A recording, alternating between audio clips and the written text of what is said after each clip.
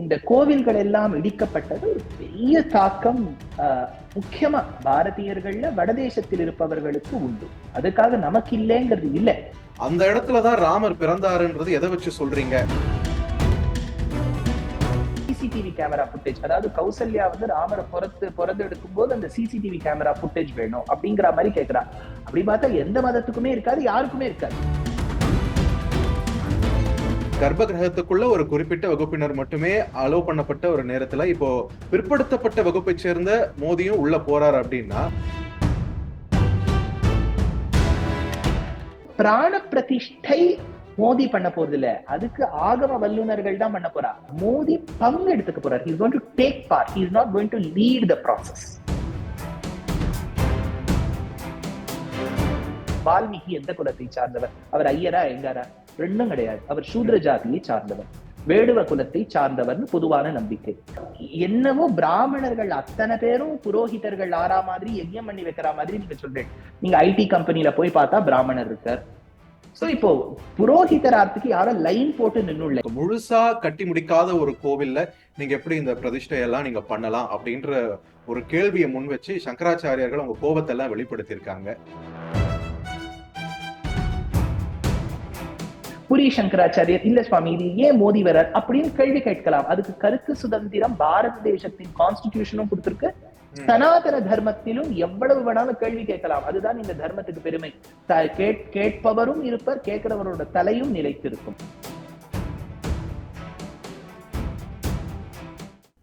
வணக்கம் நேயர்களே.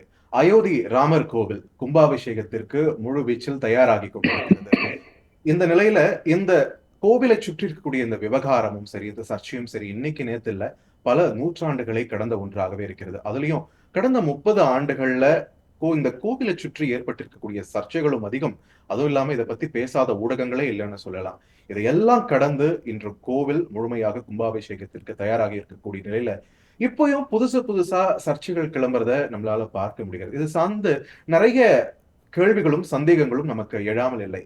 இதை பத்தியெல்லாம் நிறைய கேட்க வேண்டியது இருக்கிறது, நிறைய கேள்விகள் நம்மளே இருக்கிறது. அதை நமக்கு விளக்குவதற்காக இணைகிறார் ஆன்மீக சொற்பொழிவாளரும் எழுத்தாளருமான திரு துஷ்யந்த் ஸ்ரீதர். வணக்கம் திரு துஷ்யந்த். தந்தி டிவிக்கு உங்களை வரவேற்கிறேன். இந்த ஒரு அற்புதமான தருணத்துல உங்களோட பேசுறது மிக்க மகிழ்ச்சி. அயோத்தி ராமர் கோவில் அப்படின்ற ஒரு விஷயம், அந்த ஒரு சென்டிமெண்ட் வட மாநிலங்கள்ல பார்த்தோம்னா இங்க நம்ம பாக்குறத விட அங்க அதோட தாக்கம் மிக அதிகமாக இருக்கிறத உணர முடிகிறது. காலம் போக போக பார்த்தோம்னா அந்த வரலாறை மறக்கக்கூடிய ஒரு போக்கு எல்லா இடத்துலயுமே இருக்கு. நம்ம இங்க தஞ்சாவூர்ல இருக்கக்கூடிய பெரிய கோவில் கூட வெளிநாட்டுல இருந்து ஒருத்தர் அந்த கல்வெட்டெல்லாம் படிச்சதுக்கு அப்புறம் தான் அந்த பெருமையை நமக்கு முழுசா தெரிய வருது. அதுவும் ஒரு 100-150 வருஷத்துக்கு முன்னாடிதான். ஆனா 500 வருஷமா கோவில் மறுபடியும் வர்ற வரைக்கும் நான் செருப்பு போட மாட்டேன், தலைப்பாக அணிய மாட்டேன்னு சொல்லிட்டு இருக்கக்கூடிய நூற்றுக்கணக்கான குடும்பங்கள் அங்க பார்க்க முடிகிறது. கோவில் கட்டுற வரைக்கும் நான் பேச மாட்டேன் மௌன விரதம் இருக்கக்கூடிய ஒரு முதிய பெண்மணியை நம்மளால பார்க்க முடிகிறது. காலம் கடந்தும் இந்த ஃபயர் அது அப்படியே மெயின்டைன் ஆனதுக்கு என்ன காரணம்?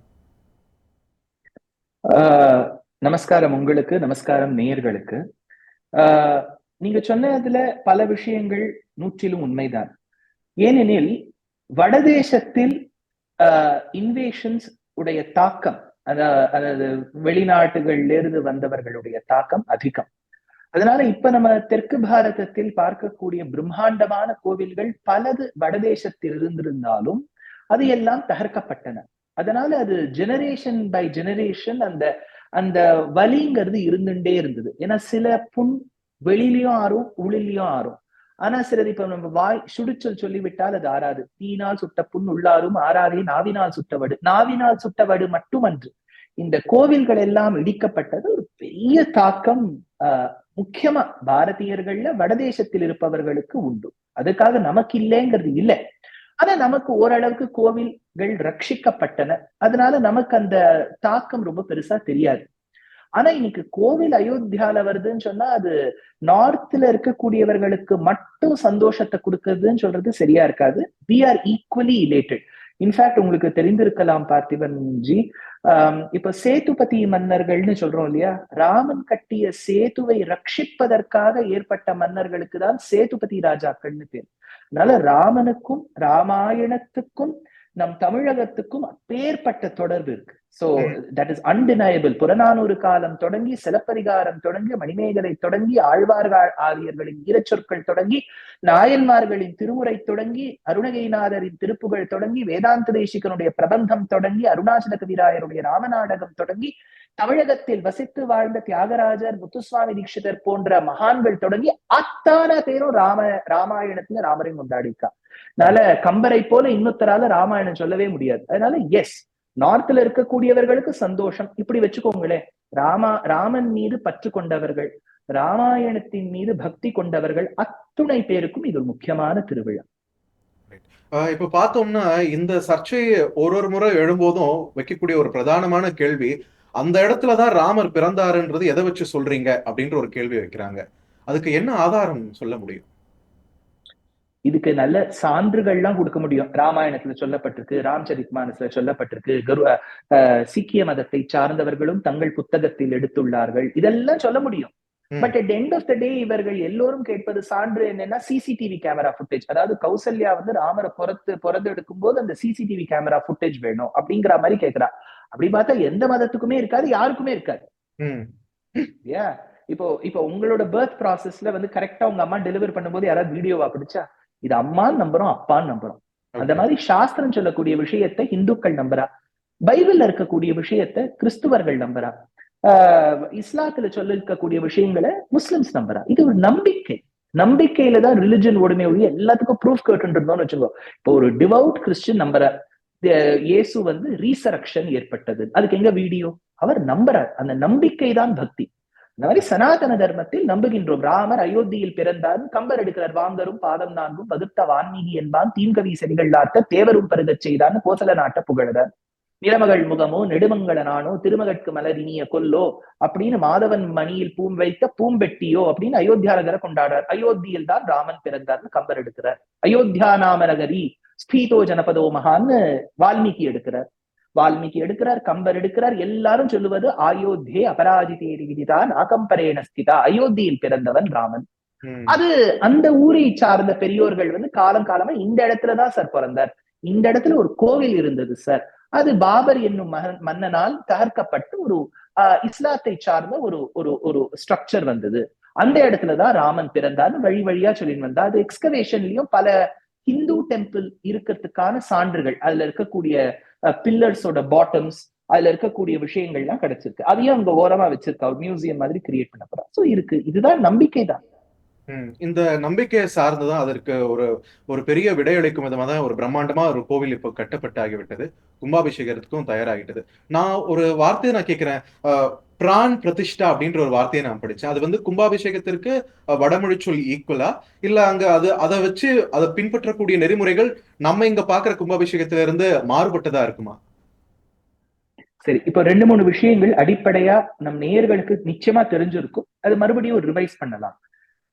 பகவானை பத்தி, பரமாத்மாவை பத்தி சொல்லியிருக்கக்கூடிய விஷயங்கள் பிரதானமா வேதங்கள்ல வந்தவை. வேதத்துக்கு நிகமம் என்று பெயர், வேதத்துக்கு இன்னொரு பெயர் நிகமம். இந்த நிகமமான வேதத்தை தழுவி இருக்கக்கூடிய விஷயம், ஒரு ஆத்மோ ஜீவனத்துக்காக, ஒரு ஆத்மா உன்னதமான ஒரு இடத்தை பெற வேண்டும் என்பதற்காக அதற்கு விதிமுறைகள் எப்படி, கோவில்கள் அமைக்க வேண்டும் எப்படி என்று சொல்லுவதற்காக வந்ததுதான் ஆகமம். அப்படின்னா நிகமம்ங்கிற வேதத்தை தழுவி வந்ததுதான் ஆகமம். அதுல அம்பாள், அதாவது சக்தி தேவிக்காக சக்தி ஆகமங்கள்னு உண்டு, சிவபெருமானுக்காக சைவ ஆகமங்கள் உண்டு, வைணவத்தில் திருமாலை பின்பற்றக்கூடியவர்களுக்கு வைணவ ஆகமங்கள்னு உண்டு. அதுல ரொம்ப பிரதானமாக இருப்பது வைகானசம், பாஞ்சராத்திரம். இதை தவிர்த்து ஒரு சில ஆகமங்கள் இருக்குன்னு சில பெரியவாள்லாம் சொல்றாங்க. இந்த ஆகமத்தை தழுவித்தான், வேதத்தில் இருக்கக்கூடிய மந்திரத்தை தழுவிதான் ஒரு கோவில் நிர்ணயிக்க வேண்டும், அதுதான் நிர்மாணம் செய்ய வேண்டும். அப்படிதான் இந்த கோவிலும் பண்ற. ஆர்கிடெக்சர் சவுத் இந்தியன் ஆர்கிடெக்சர் இல்லை, இதுக்கு நாகர ஆர்கிடெக்சர்னு பேர். நார்த் இந்தியால அந்த காலத்து குப்தர்கள், மௌரியர்கள், பின்னாடி வந்த அரசர்கள் கடைபிடித்த ஒரு ஆர்கிடெக்சர்ல அந்த கோவில் கட்டுறா. ஆனா சாமியங்கள் உண்டு. இப்ப நம்ம கோவில்ல எப்படி தெற்கு பாரதத்துல கர்ப்ப கிரகம்னு சொல்றோமோ, அங்கேயும் கர்ப்ப கிரகம் உண்டு, அங்கேயும் மூலமூர்த்தி உண்டு, இங்கேயும் மூலவர் உண்டு, அங்கேயும் உற்சவமூர்த்தி உண்டு, இங்கும் உற்சவமூர்த்தி உண்டு. இப்போ ஒரு கோவில் நிர்மாணம் பண்றான்னா அதுக்கு 2-3 விஷயங்கள் தேவை. ஒன்று, அந்த கர்ப்ப கிரகத்துக்கு மேல இருக்கக்கூடிய விமானம், அந்த விமானத்துக்கு மேல இருக்கக்கூடிய கலசம், அப்புறம் அந்த கோவிலுக்கு இருக்கக்கூடிய நுழைவாயில், அது ரொம்ப தெற்கு பாரதத்துல நம்ம ரொம்ப இம்பார்ட்டன்ஸ் கொடுக்கணும். அதுக்கு கோபுரம்னு பேர். கோவிலின் நுழைவாயிலாக இருக்கும். அதற்கு மேல பல கலசங்கள் இருக்கும். அது நார்த்ல இருக்கணுங்கிறது இல்ல. நார்த்ல சிகரம் இருந்தால் போதும், அந்த விமானம் இருந்தால் போதும், அதுக்கு மேல கலசம். இந்த கலச பிரதிஷ்டைங்கிறது இப்ப நடக்க போறது இல்ல பார்த்திபன். ஏன்னா அந்த கோவில் ஃபர்ஸ்ட் ஃப்ளோர் செகண்ட் ஃப்ளோர்லாம் முடிஞ்சாதான் மேல நீங்க கலசத்தை போய் பிரதிஷ்டை பண்ண முடியும். இப்ப நடக்கவிருப்பது கீழே மெயின் கர்ப்ப கிரகத்துல கிரவுண்ட் ஃப்ளோர்ல இருக்கக்கூடிய மூலமூர்த்தி ராமருடைய பிரதிஷ்டை, உற்சவமூர்த்தியாக காலங்காலமாக வழிபடக்கூடிய ராமலல்லா பாலராமனுடைய திவ்யமங்கல விக்கிரகம், இதுதான் நடக்க போகுது.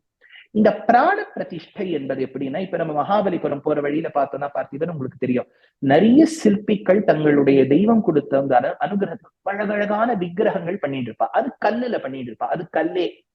ஆனால் அந்த கல்லினால் செய்யப்பட்ட விக்கிரகம் ஒரு யந்திர பிரதிஷ்டை பண்ணி மந்திர ரீதியாக மாந்திரீகமாக தாந்திரீகமாக என்று பிரதிஷ்டை செய்கின்றார்களோ அந்த க்ஷணத்தில் அதற்கு தெய்வத்தன்மை வருகின்றது என்பது நம் நம்பிக்கை. அந்த தெய்வத்தன்மை வர வைக்கிறதுக்கு தான் இவ்வளவு சம்ஸ்காரங்கள், இவ்வளவு கிரியைகள் பண்றா. அதற்கு பிராண பிரதிஷ்டைன்னு பேர். பிராண பிரதிஷ்டை என்பது to install that beautiful divine image.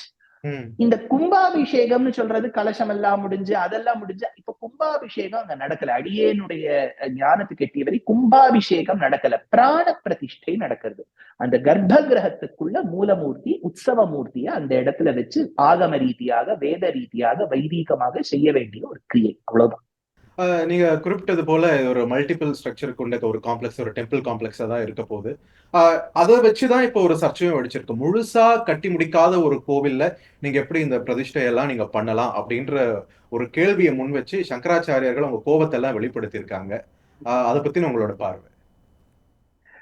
அடியேன் வைணவ சம்பிரதாயத்தில் மிக ஈடுபாடு உள்ளவன். அத்வைத சித்தாந்தத்தை பத்தி எனக்கு தெரியாது என்பதற்காக அத்வைத சித்தாந்தத்தை கடைபிடிக்கக்கூடிய அத்துணை ஆச்சாரியர்கள் மீதும் எனக்கு அவ்வளவு ஒரு மதிப்புண்டு. அதனால I am not here to criticise or abuse any of the acharyas. அது என் வாயில் நடக்காது, என்றும் நடந்ததில்லை. ஆனால் ஒன்றும், தெற்கு பாரதத்தில் சங்கரர் உடைய பரம்பரைன்னு சொல்லிக்கக்கூடிய பிரதானமான 2 மட்டங்கள். ஒன்று கர்நாடகத்தில் ஸ்ருங்கேரி சன்னிதானம், மகா சன்னிதானம் என்று பெயர். அங்க பெரிய ஆச்சாரியரும் இருக்கார், அடுத்தவரும் இருக்கார். அதே மாதிரி காஞ்சி காமகோட்டி பீட்டத்தை அலங்கரிக்கக்கூடிய விஜயேந்திர சரஸ்வதி என்கின்ற பால பெரியவாடும் இருக்கார். இந்த 2 மட்டங்களும் ரொம்ப தெளிவா சொல்லியிருக்கா, அயோத்தியாவில் தான் ராமன் பிறந்தான், அந்த அயோத்தியில் பிறந்த ராமன் மீது எங்களுக்கு அவ்வளவு மதிப்புண்டு, ஆகம ரீதியா தான் பிரதிஷ்டை நடக்க போகுது, எங்களுக்கு பூர்ணமான சம்மதம் அப்படின்னு சொல்லியிருக்கா. இதுல சில மதபேதங்கள் இருக்கலாம். ஒருவேளை வடக்குல இருக்கக்கூடிய சங்கராச்சாரியர், இல்ல சுவாமி இது என்னவோ சரியா நடக்காத மாதிரி இருக்கு, புரி சங்கராச்சாரியர் இல்ல சுவாமி இது ஏன் மோதி வரார் அப்படின்னு கேள்வி கேட்கலாம். அதுக்கு கருத்து சுதந்திரம் பாரத தேசத்தின் கான்ஸ்டிடியூஷனும் கொடுத்திருக்கு. சனாதன தர்மத்திலும் எவ்வளவு வேணாலும் கேள்வி கேட்கலாம். அதுதான் இந்த தர்மத்துக்கு பெருமை. கேட்பவரும் இருப்பர், கேட்கிறவரோட தலையும் நிலைத்திருக்கும். அதுதான் தர்மத்தினுடைய பெருமை. அவர்களுக்கு அந்த முழு ரைட் இருக்கு கேட்கறதுக்கு. பட் என்னோட ஒரு கவுண்டர் கொஸ்டின் என்னன்னா பார்த்திபன்ஜி, இப்போ ராமருக்கு கிரவுண்ட் ஃப்ளோர்ல ஒரு கோவில் இருக்கு, மேல அழகா ஒரு பியூட்டிஃபுல் டெம்பிள் வருது. இவ்வளவு நாள் அந்த ராமர் எங்க இருந்தார்? ஒரு டென்ட் கொட்டாயில இருந்தார், ஒரு டார்பாலின் ப்ளூ கலர் டார்பாலின் கீழே இருந்தார். அது என்ன முழுக்க ஆகம பிரதிஷ்டைய? அப்போது இப்ப கேள்வி கேட்கக்கூடியவர்களுக்கெல்லாம் என்ன போச்சு? அப்போது அழுதிருக்க வேண்டாமா? ஐயோ நமக்கு ஒரு இருக்கிறதுக்கு ஒரு 3 பெட்ரூம் 2 பெட்ரூம் அபார்ட்மெண்ட் இருக்கு, நம்ம ராமனுக்கு இல்லையேன்னு அப்போ கதறாதவர்கள் இப்போது முழுமையா கோவில் முடிக்கணும்னு கேட்கிறா. இல்ல 2வது விஷயத்தை எடுத்துக்கிறேன். நமக்கு கிடைத்திருக்கக்கூடிய கல்வெட்டுகள் படி பிருஹதீஸ்வரர் கோவில், பெரிய உடையார் அதாவது பெருமுடையார் பிருஹதீஸ்வரர் கோவில் தஞ்சாவூர்ல ராஜராஜ சோழன் எழுப்பின காலத்திலும் அவர் பிராண பிரதிஷ்டை செய்யும் போது, லிங்க பிரதிஷ்டை செய்யும் போது முழு கோவில் நிறைவேறவில்லை. It was not completed. அதுக்கு அப்புறம் தான் சில சிகரங்கள்லாம் வச்சா. இது எல்லாம் இப்ப நம்ம வீடையே எடுத்துப்போம் பார்த்திபன்ஜி. இப்ப நம்ம வீடு கட்டுறோம்னா, ஒரு அபார்ட்மெண்ட் குள்ள போறோம், இல்லாட்டா ஒரு தனி வீடு கட்டுறோம்னா, எல்லா சாமானும் வீடெல்லாம் அப்படியே பர்ஃபெக்டா ஏஸ்தட்டிக்கா வச்ச உடனே கிரகப்பிரவேசம் பண்ண மாட்டோம். அது வருவதற்கு ஒரு 2-3 மாதங்களுக்கு முன்பதாகவே நம்ம கிரகப்பிரவேசம் பண்ணுவோம். அந்த மாதிரிதான் பிராண பிரதிஷ்டை. இது கும்பாபிஷேகம் அன்று பிராண பிரதிஷ்டை. அந்த மூலவர் உற்சவரை அங்க வைக்க வேண்டும், ஆகம ரீதியாக வேத ரீதியாக வைக்க வேண்டும், அவ்வளவுதான். இதுக்கு அப்புறம் நிறைய சன்னதிகள் வெளிப்புறத்துல கட்டப்போறா.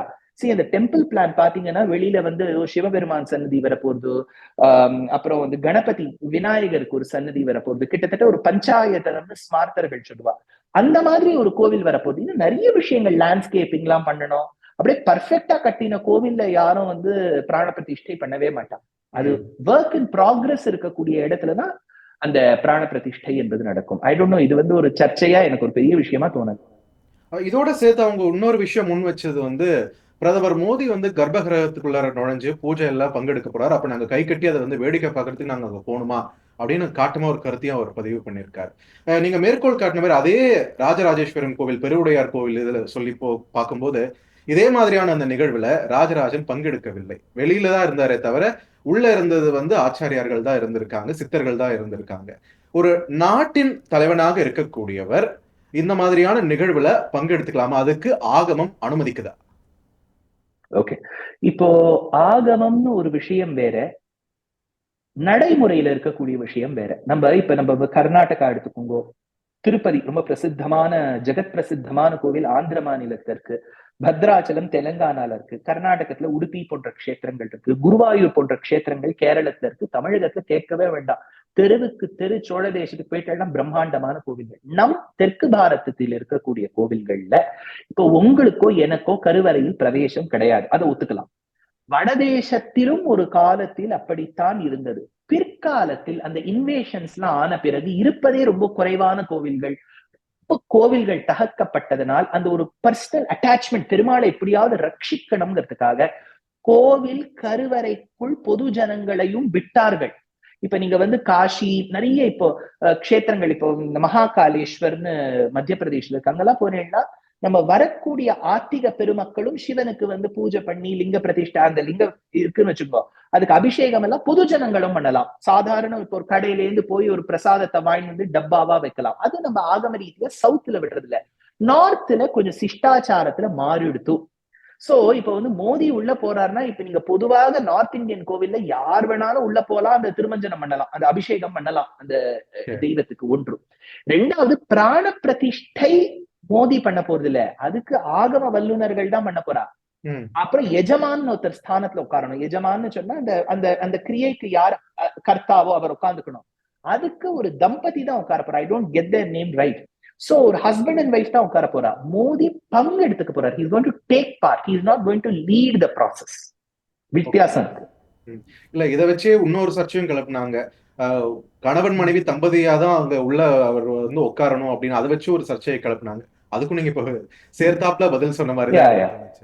சோ இப்போ இது பார்த்தோம்னா இதுல வந்து ஒரு காஸ்டிஸ்ட் ஆங்கிளும் கொண்டு வராம இல்ல. அதுல என்ன சர்ச்சை இப்ப சொல்றாங்கன்னா, கர்ப்ப கிரகத்துக்குள்ள ஒரு குறிப்பிட்ட வகுப்பினர் மட்டுமே அலோவ் பண்ணப்பட்ட ஒரு நேரத்துல இப்போ பிற்படுத்தப்பட்ட வகுப்பை சேர்ந்த மோதியும் உள்ள போறாரு அப்படின்னா, வரும் காலங்கள்ல இந்த மாதிரி பெரிய பெரிய கோவில்கள்ல பாரதத்தோட வட பிராந்தியத்திலையும் இனிமேல் பிற்படுத்தப்பட்ட மக்களுக்கோ இல்ல ஒடுக்கப்பட்ட மக்களுக்கோ அங்க உள்ள நுழைவதற்கான ஒரு கதவை இது திறந்து விட்டுருக்குன்னு பாக்கலாமா? சார், இது இப்போ ஒரு விஷயம் எடுத்துக்கோங்க. இப்ப நீங்க வந்து ஷெட்யூல் காஸ்ட், ஷெட்யூல் ட்ரைப்ஸ், தலித்துக்களுக்கு எல்லாம் பிரவேசமான ஒரு the other way to phrase your question is this way. ஆனா இப்போ முன்னாடியே நான் சொன்னேன், தெற்கு பாரதத்தில் நம்ம இன்னும் ஆகமத்தை ஸ்ட்ரிஞ்சென்டா ஆன வரைக்கும், நான் பர்ஃபெக்ட்னு சொல்ல மாட்டேன், கடைபிடிப்பதினால் அந்த ஆகமத்தில் தேர்ச்சி பெற்ற, அது வழி வழியாக இருக்கக்கூடிய குடும்பத்தில் வரக்கூடியவர்களுக்குத்தான் கர்ப்ப கிரகத்தில் பிரவேசம். இப்போ அடியேனே பிராமணன்னு நீங்க நினைத்தாலும் நானே நினைத்தாலும் எனக்கு பிரவேசம் கிடையாது. ஐ cannot go. அந்த கர்ப்ப கிரகத்துக்கு வெளியில நின்றுதான் நான் பார்க்க வேண்டும். இப்போ டெம்பிள், அடியேனுடைய கருத்தை நான் சொல்றேன், in my humble opinion, temple is not a place for activism. அதாவது வந்து நான் எப்படி வந்து சொசைட்டில நான் ஆக்டிவிஸ்டா இருந்து காமிக்க போறேங்கிறதுக்கு இடம் கோவில் அல்ல. ஏன்னா சனாதன தர்மத்தில் நீ இருக்கும் இடத்திலேயே தியானம் செய்தாலும் கடவுள் வருவாருங்கிறது நம்பிக்கை. கோவிலுக்கு போய் தான் வரணுங்கிறது இல்ல. ஆனா கோவிலுக்கு போறதுக்கு காரணம் நமக்கு ஒரு நல்ல எனர்ஜி வரணும், நமக்கு பகவத் அனுகிரகம் கிட்ட வேண்டும், பிரசாதம் கிட்ட வேண்டும், அங்கே பாட்டு நாட்டியங்கள்லாம் கழிக்கலாம் என்பதற்காக தான் போறோமே ஒழிய it is not to do activism. இந்த போர்டை தூக்கிட்டு ஷஹீன்பாக்ல போய் உட்கார்ற மாதிரி கோவில்ல உட்காருவதற்காக நாம் செல்லுவது கிடையாது. ஒன்று. ரெண்டாவது, இது பிற்படுத்தப்பட்ட மக்களுக்கு செய்வார்களா கூடாதா? இப்ப நம்ம வால்மீகி ராமாயணத்தை இவ்வளவு கொண்டாடுறோம். கம்பர் எடுக்கிறார், வாங்கரும் பாதம் நான்கும் வகுத்த வால்மீகி என்பான். வால்மீகி எந்த குலத்தை சார்ந்தவர்? அவர் ஐயரா எங்காரா? ரெண்டும் கிடையாது. அவர் சூத்ர ஜாதியை சார்ந்தவர், வேடுவ குலத்தை சார்ந்தவர்னு பொதுவான நம்பிக்கை. மகாபாரதத்தை கொடுத்த வியாசருடைய திருத்தாயார் செம்படவகுலத்தை சார்ந்தவள். She belong to fisherman folk community. நமக்கு தமிழில் இருக்கக்கூடிய 4 பிரபந்தங்கள், திருவிருத்தம், திருவாசிரிய, பெரிய திருவந்தாதி, திருவாய்மொழியை கொடுத்த நம்மாழ்வார் சூத்ர ஜாதியை சார்ந்தவர். 6 அங்கங்கள் அதற்கு சமமாக இருக்கக்கூடிய பெரிய திருமொழி, திரு நெடுந்தாண்டகம், குறுந்தாண்டகம், திருமடல், பெரிய திருமடல், சிறிய திருமடல், திருவள்ளுக்கூற்றிருக்கையை கொடுத்த திருமங்கை ஆழ்வாரும் பிராமண ஜாதியை சார்ந்தவர் அல்ல. இப்ப நம்ம தமிழ்ல சொல்லக்கூடிய திராவிட வேதம்னு சொல்லக்கூடிய இந்த புத்தகங்களை கொடுத்தவர்களும் பிராமணர்கள் அல்ல. வால்மீகி கொடுத்த ராமாயணமோ வியாசர் கொடுத்த மகாபாரதமும் பர்ஃபெக்ட் பியூர் பிளட் பிராமணன்லேன்னு வந்துள்ள. அப்ப எதை நம்ம வித்தியாசம்னு சொல்லிட்டு இருக்கோன்னே எனக்கு தெரியல. What is discriminatory in this? இல்ல, அதை பேஸ் பண்ணி தான் இப்போ தமிழ்நாட்டை எடுத்துக்கிட்டீங்கன்னா இப்ப அனைவரும் அர்ச்சகர் ஆகலாம் அப்படின்னு ஒரு விஷயத்த கொண்டு வந்தாங்க. என்னென்ன முறைகள் இருக்கோ ஆகமம் படிக்கணும். இப்போ அனைவரும் அர்ச்சகர் ஆகலாம்ங்கிறது ஒரு விஷயம் இருக்குன்னு வச்சுக்கோங்க பார்த்திபன்ஜி. இப்போ அனைவரும் அர்ச்சகர் ஆகலாம்னு நிர்ணயமோ எண்ணமோ உடையவர்கள் தங்கள் வீடுகளில் ஹோமங்கள் செய்கின்றார்களே, அதற்கு அழைப்பது பிராமணர்களையா இல்லாத அனைத்து சாதியினரையும் அழைச்சு ஹோமம் பண்றாளா? இப்ப நீங்க எவ்வளவோ போட்டோஸ் பார்த்திருக்கலாம். இந்த ரொம்ப ஹை பொசிஷன்ஸ்ல இருக்கக்கூடியவர்கள் வீட்டிலும் ஹோமம் நடக்கிறது. ஏன் அந்த இடத்துல இப்போ என்னவோ பிராமணர்கள் அத்தனை பேரும் புரோஹிதர்கள் ஆறா மாதிரி யஜ்யம் பண்ணி வைக்கிற மாதிரி நீங்க சொல்றீங்க. நீங்க ஐடி கம்பெனில போய் பார்த்தா பிராமணர் இருக்கார். சோ இப்போ புரோஹிதரார்த்துக்கு யாரும் லைன் போட்டு நின்னுள்ள. இதை நம்ம வேணா சொல்லலாம், ஒரு பொதுவா ஒரு நிகழ்ச்சி வச்சு அனைத்து சாதியினரும் அர்ச்சகர் ஆகலாம். யார் காத்துட்டு இருக்கா? இப்ப எல்லா கோவில்களும் திருப்பதி போல் அல்ல பார்த்திபன்ஜி. சில கோவில்கள்ல பக்தர்கள் ஒரு நாளைக்கு ஒருத்தர் வந்தாலே பெரிய விஷயம். அந்த தட்டுல என்ன விழுறதோ அதுதான் சம்பளம். And what salary is given by the HRNC is barely anything. Everybody knows this. அது 3 digit 4 digit எட்டினாலே பெரிய விஷயம். எப்படி அந்த குடும்பம் நடக்கும்? அந்த கவலையில பிராமணர்களே இப்ப வருது இல்ல. இப்ப அனைத்து சாதியினரும் அர்ச்சகர் ஆகலாம்னா ஆகலாம், என்ன பொறுத்த வரைக்கும் ப்ராப்ளம் இல்லை. ஆனா இந்த ஆதேசத்தை பிறப்பிக்க கூடியவர்கள் தங்கள் வீடுகளில் ஹோமங்கள் நடக்கும்போது எல்லா சாதியினரையும் கூட்டு ஹோமம் பண்ணணும்.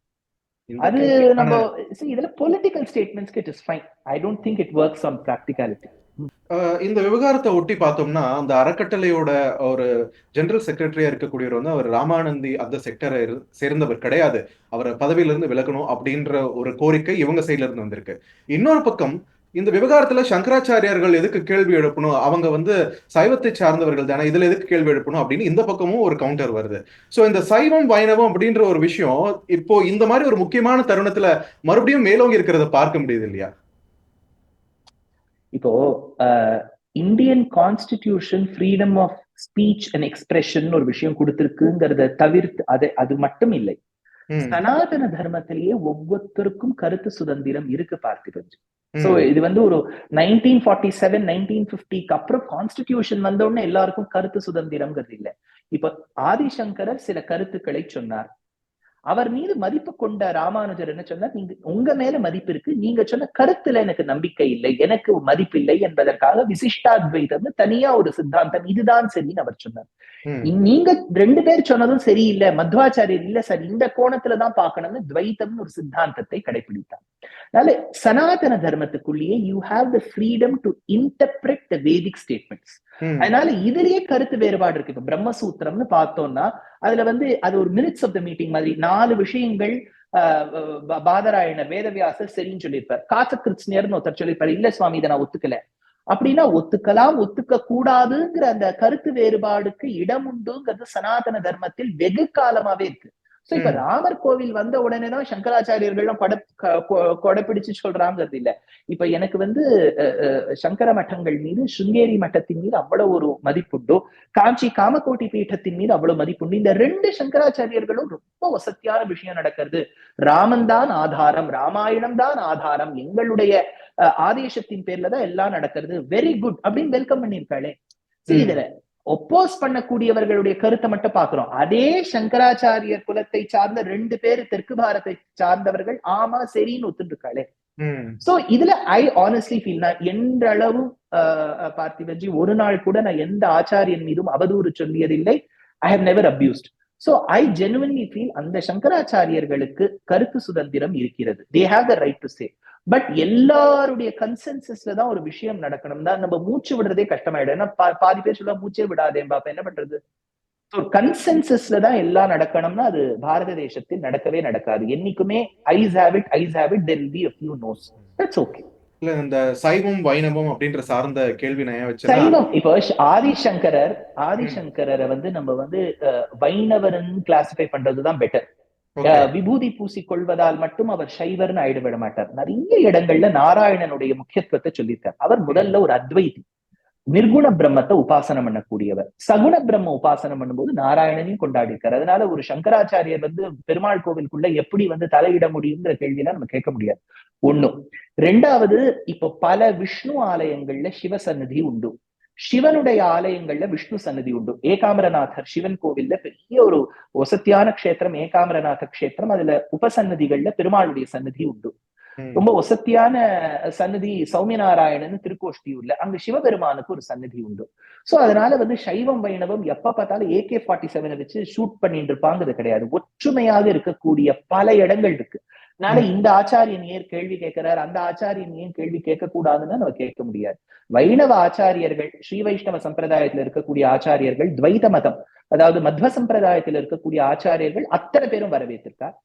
அத்வைத சித்தாந்தத்துல இருக்கக்கூடிய ஸ்ருங்கேரி, காஞ்சி போன்ற ஆச்சாரியர்களும் முழு மனசோட வரவேற்றிருக்கா. ஒன்னு ரெண்டு சில பேர் இல்ல சுவாமி இது சரியா இல்லையா, அது சரியில்லையாங்கிறது இருக்கும். அது சுவாமி இப்ப நம்ம ஒரு கல்யாணம்னு இருந்தா கேன் வி சாட்டிஸ்ஃபை எவ்ரிவன், யாராவது ரெண்டு மாமா கோச்சுப்பார் அப்படின்னு விட்டுற வேண்டியதுதான். அன்னபூர்ணி அப்படின்ற ஒரு படத்துல ராமர் மாமிசம் சாப்பிட்டாரா இல்லையா? திருட்டுத்தனமா பிராமணர் போய் ஏதோ ஒரு ஹோட்டல்ல போய் சாப்பிட்டு வந்தாருன்னா எனக்கு தெரியாது. பிராமணர்கள் கடைபிடித்தார்கள். இது ஒரு நம்பிக்கை. இப்ப நீங்க வந்து க்ஷத்ரியனான ராமர் சாப்பிட்டார் அதனால நீ சாப்பிடலாம்னு சொல்றது இது பொருந்தாது. செய்திகளை உடனுக்குடன் தெரிந்து கொள்ள உடனே சப்ஸ்கிரைப் பண்ணுங்க.